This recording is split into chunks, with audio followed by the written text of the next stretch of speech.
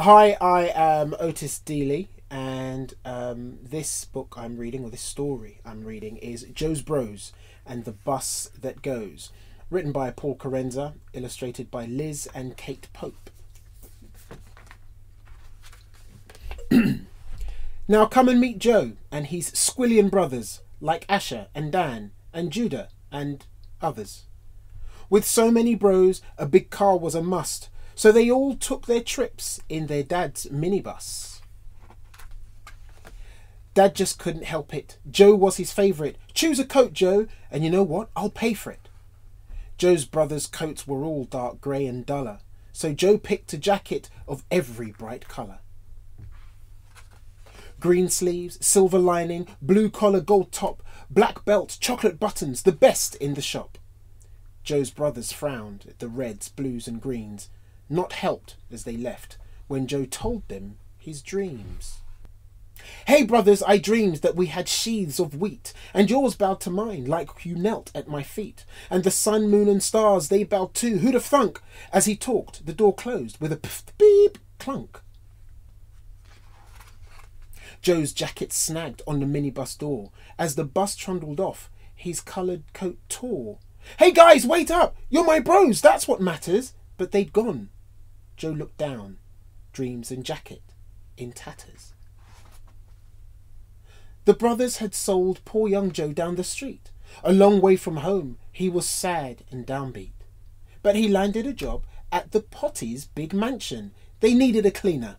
Blame over expansion. Joe liked Mrs. Potty, liked cleaning her jewellery, but one day she grabbed him for a bit of tomfoolery. Come on, Joe, I'm just after some kisses. So Joe ran off quickly, pursued by this missus. Out in the street, a policeman was strolling. He spotted the jewels that poor Joe was still holding. Out stepped Mrs. Potty. She shouted, "Stop thief!" "She chased me," said Joe, in complete disbelief. The police didn't trust him, so Joe was then driven in a rusty police van and taken to prison. His cellmate had worked for the king as a waiter. "Hey Joe, I've had dreams. Could you be my translator?" "I dreamed of these grapes and some vines and a tree." Joe replied, "Oh, that means God says you'll be free. You'll be back in your job, by the king, serving ale." And the next day he was, but forgot Joe in jail. Years later, a crazy dream bothered the king. Fat cows and thin cows, what did it all mean? The waiter said, "I know a man who can tell us." The king's finest carriage brought Joe to the palace. "Your dream," said Joe, "means 7 years of good harvests, but stockpile or next 7 years we'll all starve.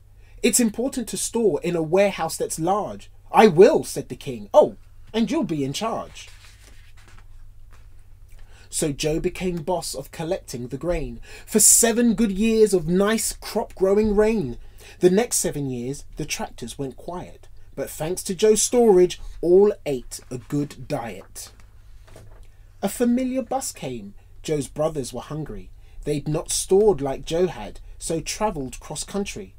But who was this helpful man giving them dinner? Their brother, last seen in the bus's rear view mirror.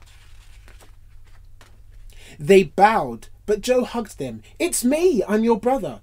Just now with an apron of every bright colour." The brothers and sun, moon and stars looked and smiled, but above all, God loved what he'd dreamt for this child. This is Premier Christian Radio.